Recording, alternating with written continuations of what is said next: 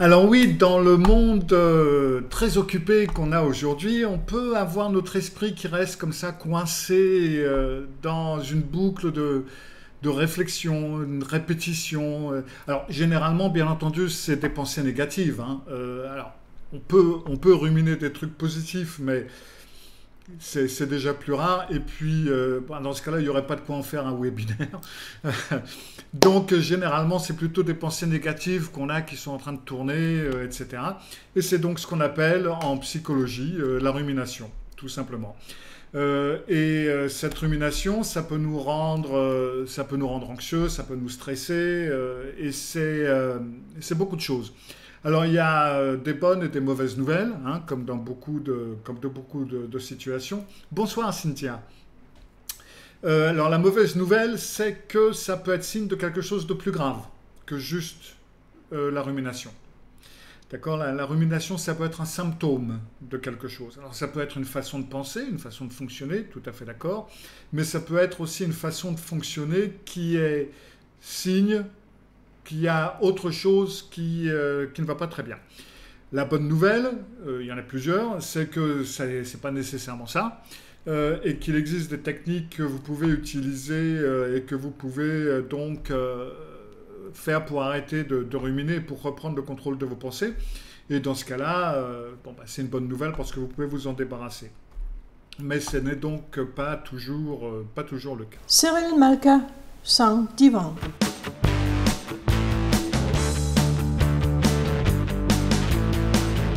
Cyril Malka.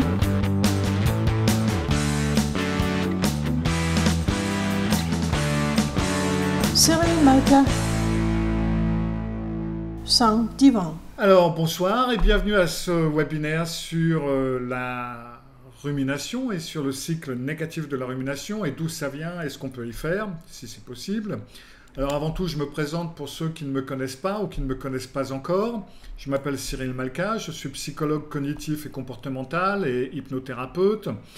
Et si vous voulez en savoir plus sur moi, vous pouvez aller sur ma page internet principale, malka.fr, où vous pouvez d'ailleurs également prendre rendez-vous avec moi si vous en avez envie ou besoin. Bonsoir Laurence et bonsoir Kat. Ah bah dites donc, il en vient du monde. Alors, la rumination. Déjà, il est important de voir que la rumination, c'est donc lorsque notre esprit reste bloqué sur certaines pensées. D'accord ? Alors, avant tout, il faut avoir une idée de comment notre système interne, notre système fonctionne. Généralement, on a des sens, on a un système sensoriel, donc on ressent les choses. On pense, on a des émotions et on agit dans l'action. On fait toujours ces quatre choses en même temps, tout le temps. Okay ? Et alors, il peut y en avoir une qui est en avant, une qu'on utilise plus, mais on fera toujours ces quatre choses en même temps, même si une ou plusieurs d'entre elles sont un petit peu en arrière-plan. Je vais prendre un exemple. Disons qu'on se promène dans les bois et je vois un morceau de bois, une branche par terre. Donc là, c'est mes sens, je vois. Je vais penser quelque chose de cette branche. Tiens, une branche, voilà. Hein. Bon, on ne va pas faire un prix Nobel à chaque fois. Je vais avoir des émotions, je vais ressentir quelque chose pour cette branche. Tiens, elle me rappelle ceci, cela, ou elle est moche, enfin bref. Et puis il va y avoir une action qui va être, je vais peut-être ramasser cette branche et la jeter à mon chien, ou je vais peut-être marcher dessus, ou je vais faire un pas pour l'éviter. Donc là, vous voyez, tout appartient à la même chose et tout est lié. Et ça veut dire par exemple aussi que, je ne sais pas, si je suis en train de penser à une expérience passée, quelle qu'elle soit, si je pense à une personne que j'ai beaucoup aimée et qui maintenant m'a quitté, par exemple, donc je vais avoir des cognitions, je vais avoir des pensées, je vais avoir des impressions sensorielles, je vais pouvoir entendre le son de sa voix, par exemple, ou je vais pouvoir la visualiser. Je vais avoir des émotions positives, négatives, etc. Et je vais agir. Je vais pleurer, par exemple, ou je vais me tordre les mains, ou... Enfin bref. Donc, toutes ces choses-là sont relativement liées. Et là où les problèmes peuvent commencer ou peuvent se développer, ça va être justement lorsqu'on est en train de ruminer ou on est en train de tourner en rond en se concentrant sur, dans ce cas-là, les pensées. Et on va penser et penser et penser et penser en boucle. Et toutes nos émotions, nos actions et notre expérience sensorielle va être réunie et rassemblée sur cette unique expérience pendant très longtemps.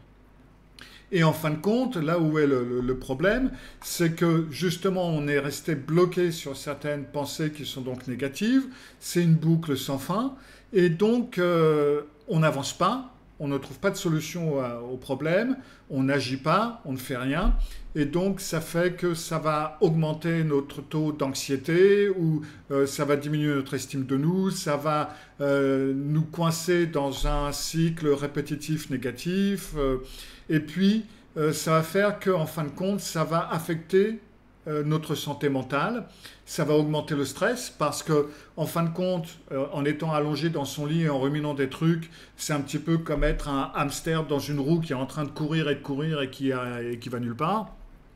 Donc ça augmente le stress, tout simplement, et ça va nous rendre tristes, en colère, et ça va avoir un impact sur notre capacité à nous concentrer, sur nos prises de décision, etc. etc. Donc cette rumination, même si quand c'est quelque chose qui se produit que épisodiquement, si on a une tendance à ruminer beaucoup, eh ben ça va nous mettre dans une spirale infernale qui peut en fin de compte nous mener relativement loin dans les problèmes psychologiques. Alors, quelques exemples de rumination, parce que la rumination, ça peut être beaucoup de choses, ça peut arriver dans différentes situations, et puis, bon, ça peut nous arriver à tous, de temps à autre, de ruminer certains trucs, et puis après, bon, bah ça va, on n'en parle plus, on est passé outre, on va à autre chose, et puis voilà.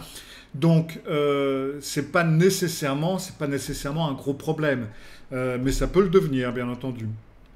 Donc vous avez alors quelques exemples très typiques, ça va être le fait de s'attarder sur certaines erreurs du passé. Vous avez peut-être commis une erreur au travail et puis vous avez peut-être fait une connerie ou alors vous avez honte de quelque chose que vous avez dit à un collègue, enfin bref. Et donc vous avez commis une erreur et vous êtes là dans le lit par exemple. Alors ça peut déjà commencer dans la voiture en rentrant du boulot, hein. On est déjà en train de penser au truc et puis on fait à manger, on est toujours en train d'y penser. On va au lit, on est toujours en train d'y penser. Et donc on est là, on se rejoue la situation encore et on pense à ce qu'on aurait pu faire différemment ou ce qu'on aurait dû faire différemment, ce que l'on aurait dû penser, ce que l'on aurait dû dire, enfin bref. D'accord, ça va être sur les erreurs du passé. Il y a aussi la mauvaise habitude de s'inquiéter pour l'avenir.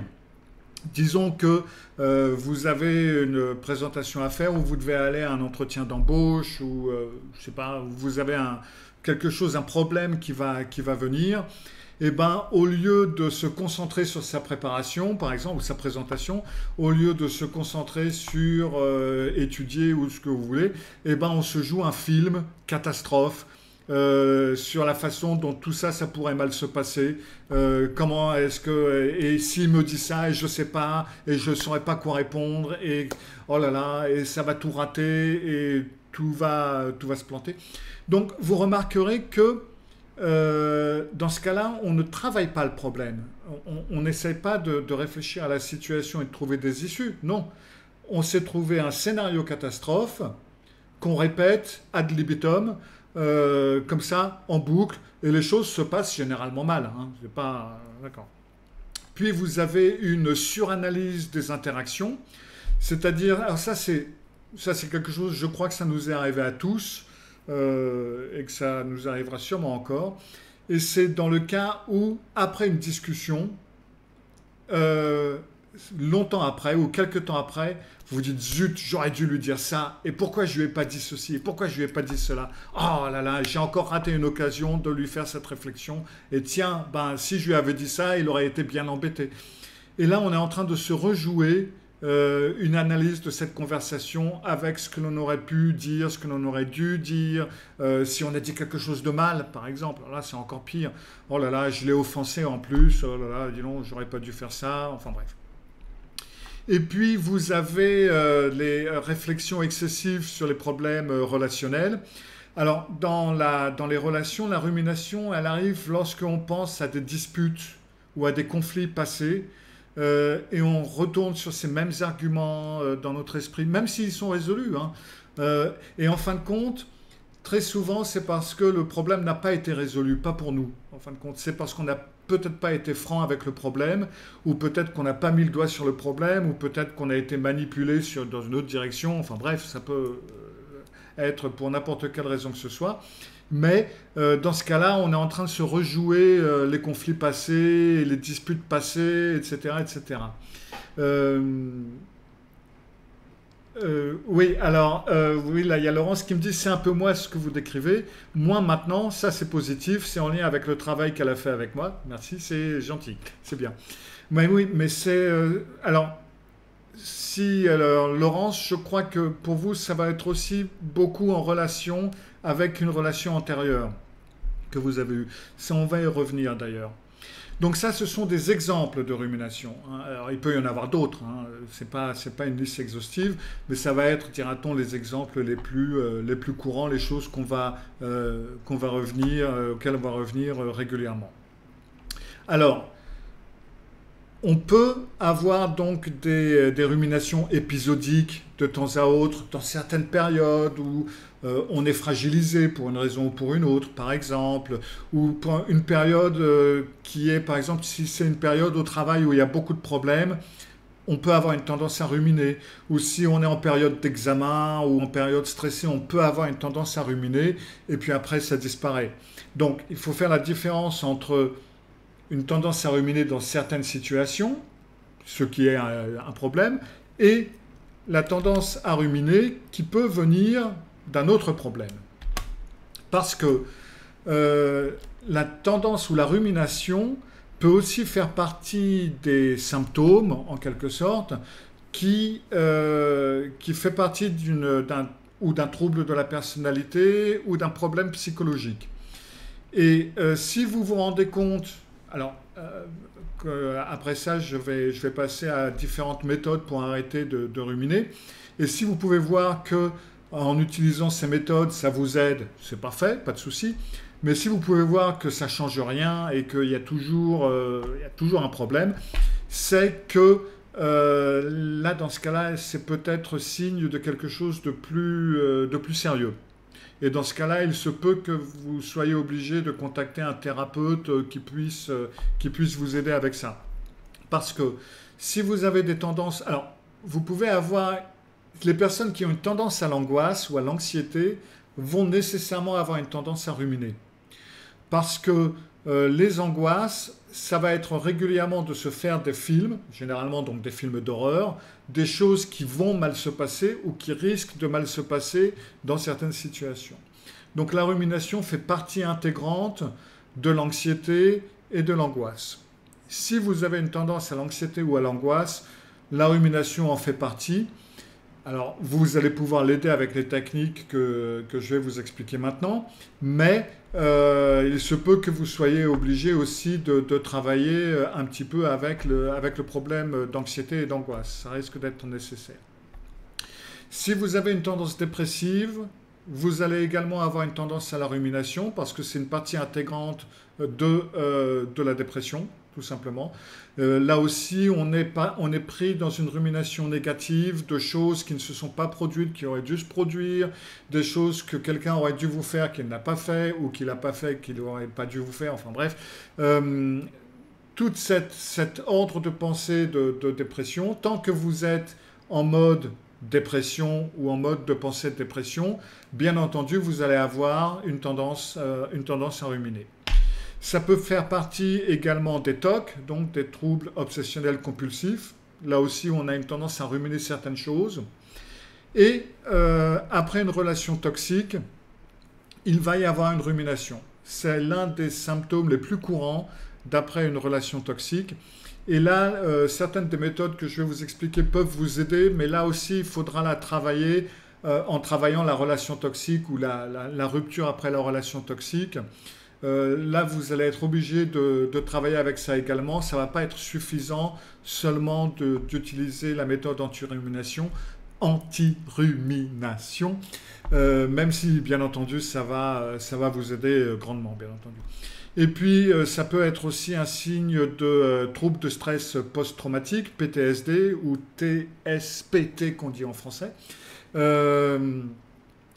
alors également, par exemple, les troubles de la personnalité borderline, généralement vont aussi avoir une tendance à la rumination.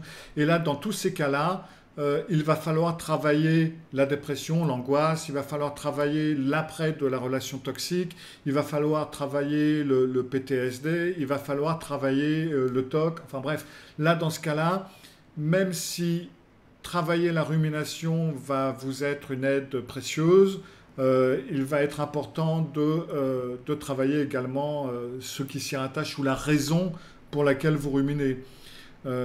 Parce que les personnes justement à angoisse ou à dépression vont nécessairement avoir cette tendance à ruminer puisque beaucoup des choses qu'elles craignent arrivent, justement font partie d'une rumination. C'est une partie intégrante. Alors, maintenant si on rumine, qu'est-ce qu'on peut y faire ? En fin de compte, il y a quelques méthodes qui peuvent être très utiles et que vous pouvez utiliser. Alors la première des choses, c'est de reconnaître que vous ruminez et quand vous ruminez. Alors je sais que ça peut paraître évident, mais ça ne l'est pas parce que très souvent les gens n'y pensent pas trop. C'est un réflexe, ils commencent à ruminer et ils s'y mettent. Et en fin de compte, quand ils se rendent compte qu'ils ruminent, ça fait en fin de compte pas mal de temps qu'ils ont été en boucle. Donc il est important de prendre conscience de vos schémas de rumination et de vos déclencheurs.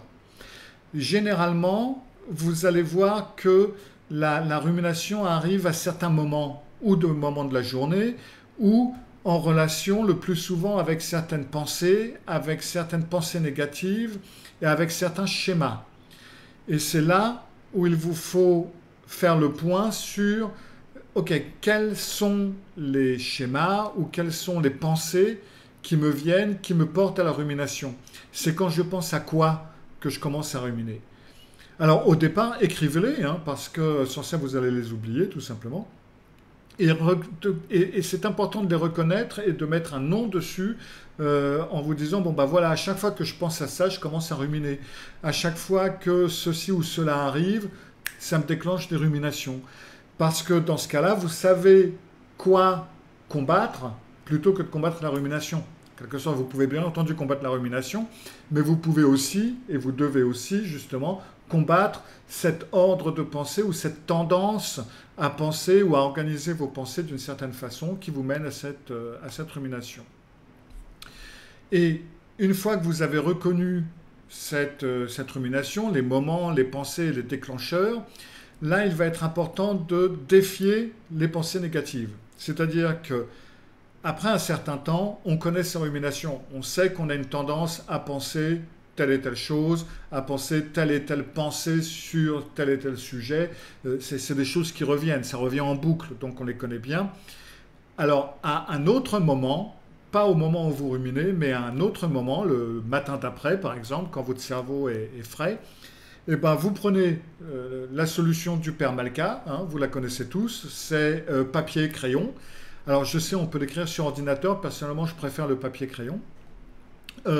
Et donc, vous écrivez vos pensées, les pensées ruminantes ou les ruminations que vous avez l'habitude le plus souvent d'avoir et trouvez des contre-arguments. Contrez quelque chose qui les contre, quelque chose qui les défie. Ça peut être, mais est-ce que j'ai une preuve que ça c'est possible? Est-ce que c'est logique? Est-ce que c'est quelque chose qui peut arriver? Est-ce que c'est quelque chose qui va arriver? Qu'est-ce qui me prouve que c'est vrai? Est-ce que ça va me servir à quelque chose de penser à ça? Est-ce que cela me fait avancer? Est-ce que cela m'aide?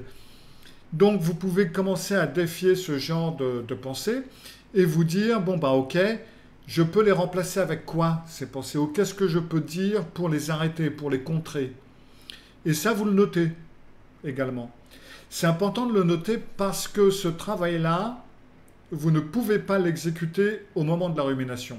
Si, vous pouvez l'exécuter au moment de la rumination quand vous êtes entraîné à ça, quand vous l'avez fait auparavant, quand vous avez pris l'habitude et quand c'est devenu un réflexe. Après, c'est bon. Mais au départ, non. Parce que même si la solution est simple, elle n'est pas facile. Et c'est là où il ne faut pas le confondre. C'est pas parce que ce que je vous dis, ça a l'air simple et ça l'est, que ça va être super facile à faire. Si, ça va être facile à écrire. Mais après, pour combattre, c'est déjà plus difficile. Et c'est pour ça qu'il faut avoir les pensées prêtes à utiliser pour le moment où la situation arrivera. Parce que dans la situation, vous ne pourrez pas mobiliser suffisamment dirait-on, d'énergie psychique pour pouvoir faire ce travail de tête. Donc, vous faites ce travail le jour d'après ou à un autre moment. Vous prenez vos notes, vous les mettez éventuellement à côté de votre lit ou de l'endroit où vous généralement ruminez.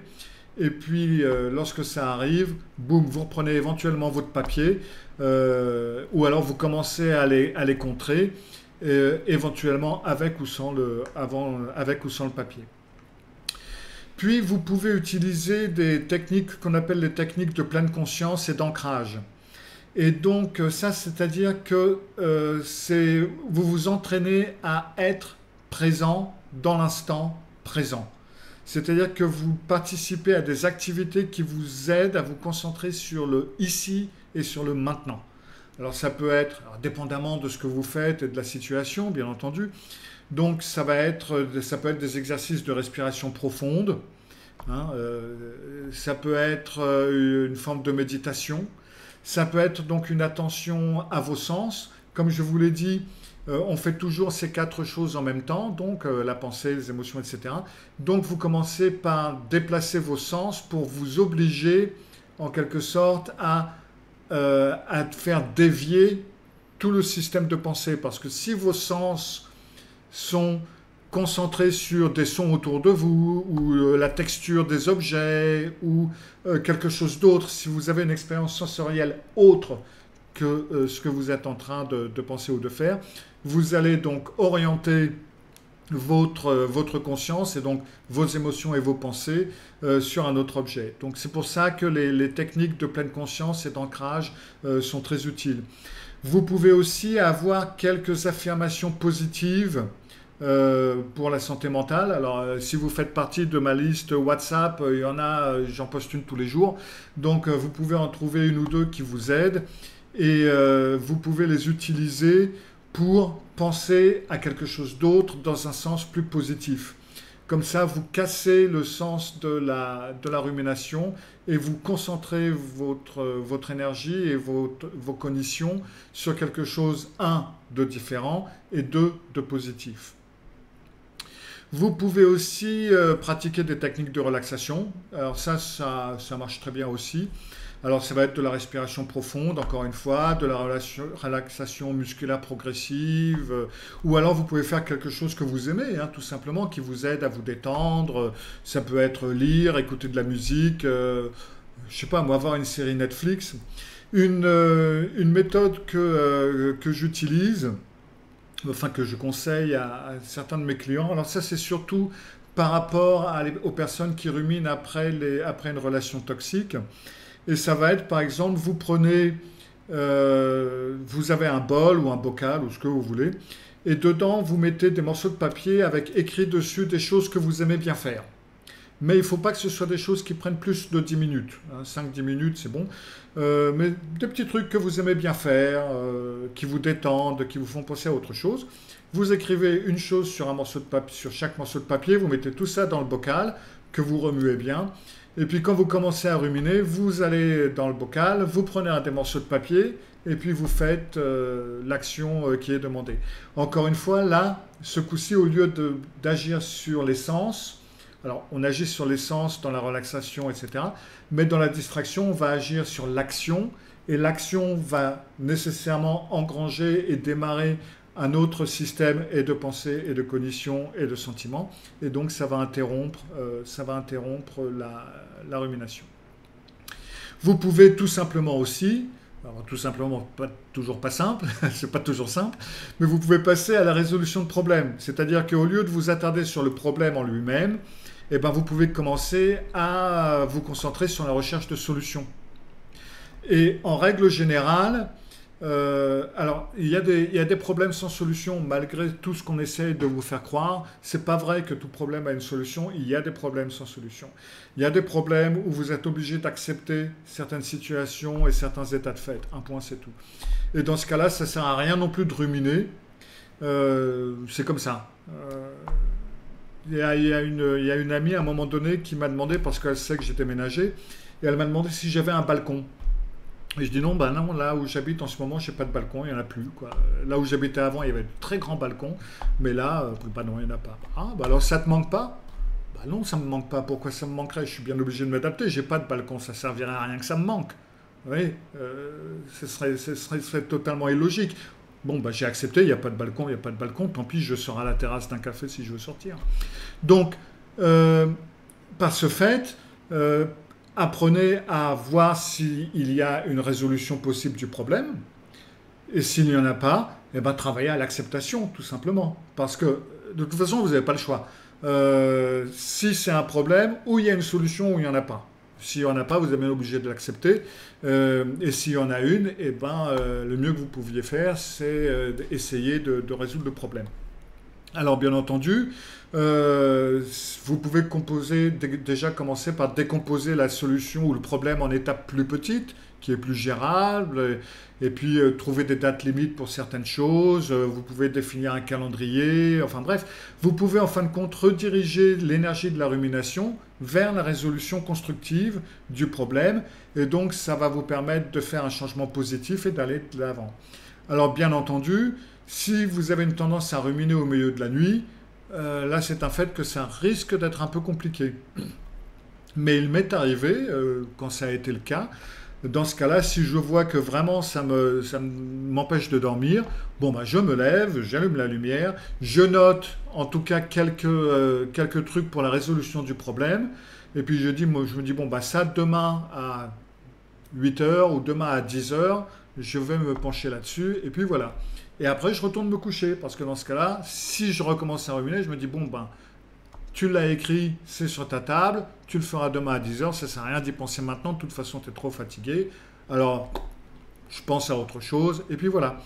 Mais là, dans ce cas-là, vous avez agi, vous avez fait des actions, et vous pouvez plus facilement contrer la rumination en disant, bon, ben voilà, j'ai agi vers une action, j'ai agi vers une résolution du problème. Pour l'instant, j'en peux pas plus, je vais penser à autre chose et puis je verrai ça demain. Et donc le jour d'après, vous pouvez travailler sur la résolution du problème. Et il est important aussi, vous pouvez aussi fixer des limites. Et ça, c'est-à-dire que vous pouvez... Alors ça, c'est une technique qui peut marcher extrêmement bien. Et ça va être de vous trouver un moment de rumination, tout simplement. Alors, vous pouvez l'appeler moment de rumination. Personnellement, je préfère l'appeler résolution de problème, mais vous pouvez l'appeler moment de résolution de rumination si vous voulez. Mais c'est tout simplement de vous dire, bon ben, tous les jours, alors maintenant je ne sais pas quelle est votre tendance à ruminer, hein, ça peut être tous les jours ou tous les mardis, après je ne sais pas, de 16h à 17h, ça va être ma période de rumination. Et c'est là où vous allez vous autoriser à ruminer. L'avantage de ce genre de choses, ça va être que si vous commencez à ruminer à un autre moment, vous allez pouvoir vous dire « Non, non, ma période de rumination, c'est demain à 17h ou c'est ce soir à 17h. Donc, maintenant, je pense à autre chose. » Et puis, du fait où vous avez une période type pour la rumination, ça va plus facilement vous aider à passer à la résolution de problèmes. Donc, c'est une très bonne solution, une très bonne méthode pour s'en sortir. Et enfin, Dernière chose, n'hésitez pas à chercher du soutien, c'est-à-dire contacter des amis, des membres de votre famille ou alors des professionnels hein, si c'est nécessaire, pour partager vos pensées, pour poser des questions, pour avoir de nouvelles perspectives. Des fois, certains de mes clients, lorsqu'ils ont parlé de... parce que, bon, comme vous le savez, j'ai beaucoup de clients qui sont par rapport après des relations toxiques, et donc ils ont tous des ruminations. Et donc, quand on en parle, ils me disent, bah oui, bah, je pense en boucle à ceci ou cela. Et c'est seulement quand moi, ou donc dans ce cas-là c'est moi, mais ça pourrait être n'importe qui d'autre, leur fait apparaître une autre solution, une autre possibilité, ou leur dire, mais attendez, vous avez pensé à ceci ou cela? Ah bah non, tiens, du coup. Non, parce que du fait où ils sont où vous êtes en train d'entrer en boucle, vous ne pouvez pas voir ce qui se passe à l'extérieur, et donc vous avez besoin des fois d'une impression extérieure et d'une attache extérieure pour vous faire réagir sur une chose ou sur une autre. Et là, dans ce cas-là, après, la solution devient beaucoup plus simple. Vous vous dites, ah bah oui, j'y avais même pas pensé. Parce que c'est un petit peu comme la résolution de n'importe quel problème. Je travaille beaucoup avec l'informatique également, je fais de la programmation. Et des fois, quand je tombe sur un problème de programmation, eh ben, là aussi, je peux tourner en boucle sur ce problème à me dire, mais je ne comprends pas pourquoi ça ne marche pas, parce que ça devrait marcher, j'ai bien fait ceci, j'ai bien fait cela, j'ai bien fait ceci et cela. Et c'est seulement au moment où je m'oblige à dire, bon, ben, va falloir que tu le reprennes à zéro et que tu le prennes sous un autre angle, parce que là, je suis en train de vérifier la même chose constamment. Bien entendu, le problème ne va pas apparaître là, puisqu'il n'est pas là. Donc, on est obligé d'avoir une impression extérieure ou de prendre le problème de l'extérieur pour pouvoir le résoudre, pour pouvoir voir ce qui ne va pas. Et bien là, c'est à peu près la même chose. Vous êtes obligé de vous placer à l'extérieur du problème pour casser cette rumination. Et ça, vous ne pouvez pas toujours le faire vous-même parce qu'il vous faut une certaine énergie pour, un, sortir de la spirale et deux, voir le problème de l'extérieur. Alors c'est déjà compliqué avec de la programmation qui n'est pas de la rumination, donc vous vous imaginez comme ça peut être compliqué quand on est perdu dans ses propres pensées. Et c'est pour ça qu'il est régulièrement nécessaire, dans ce cas-là, d'avoir quelqu'un d'extérieur qui peut vous donner une pulsion, une impulsion, un coup de pouce dans la bonne direction ou dans une autre direction pour forcer en fin de compte votre pensée à dévier, votre énergie à dévier et de cette façon plus facilement penser de manière plus cohérente et trouver une solution au problème. Si aucune de ces méthodes ne fonctionne et si vous continuez à ruminer, je pense que dans ce cas-là, il sera important de voir si c'est en lien donc avec un des problèmes dont j'ai parlé auparavant, c'est-à-dire par exemple donc les problèmes d'angoisse, problèmes de dépression, des TOC, une relation toxique ou autre. Si c'est en relation avec... Alors le PTSD est parfaitement en ligne avec après une relation toxique. Hein. Beaucoup de mes clients ont en fin de compte la plupart des symptômes d'un PTSD. Donc ces choses peuvent être liées et si vous pouvez vraiment voir que les choses continuent à tourner en rond, ouais, ça peut être un problème plus grave et dans ce cas-là, il sera important de trouver un professionnel de la santé qui va pouvoir vous aider et vous soutenir et vous aider à vous en sortir. Comment ça se fait qu'il y ait une rumination après la relation toxique? Eh bien,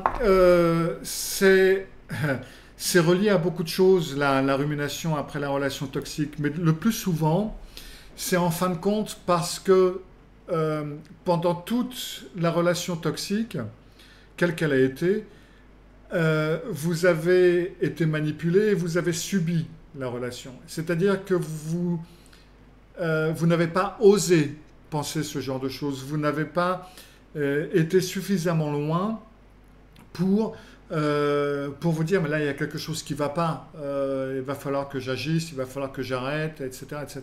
Et c'est seulement après la relation que vous êtes, en fin de compte, envahi par tout ce qui s'est produit.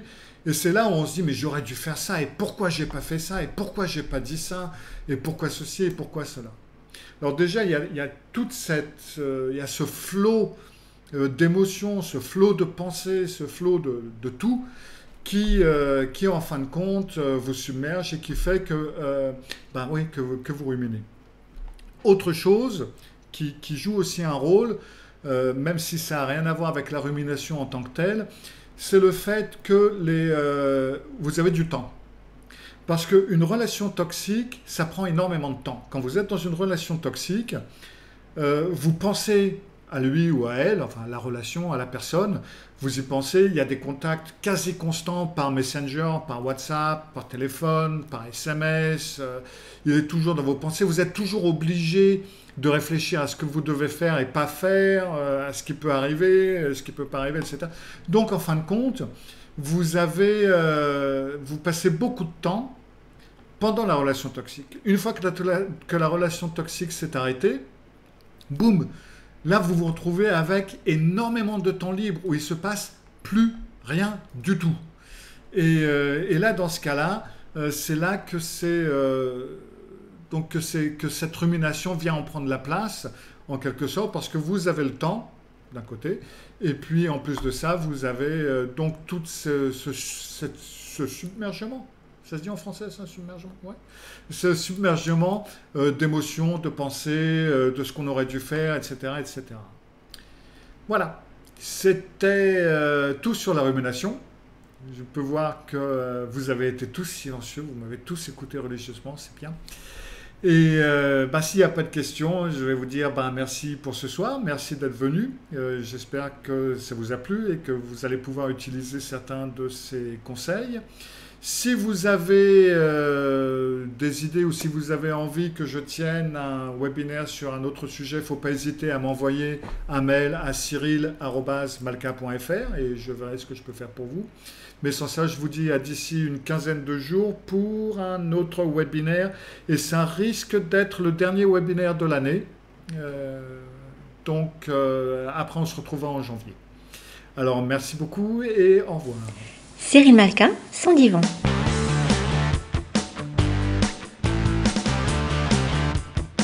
Cyril Malka, son divan.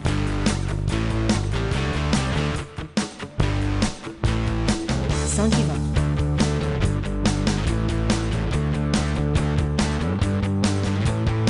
Son divan. Cyril Malka, son divan.